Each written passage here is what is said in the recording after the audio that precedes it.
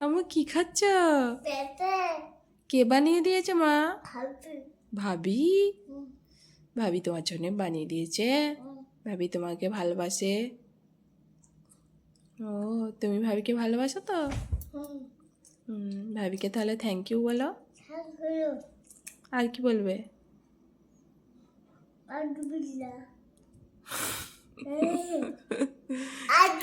আম্মু, পিঠিটা কেমন হয়েছে খেতে?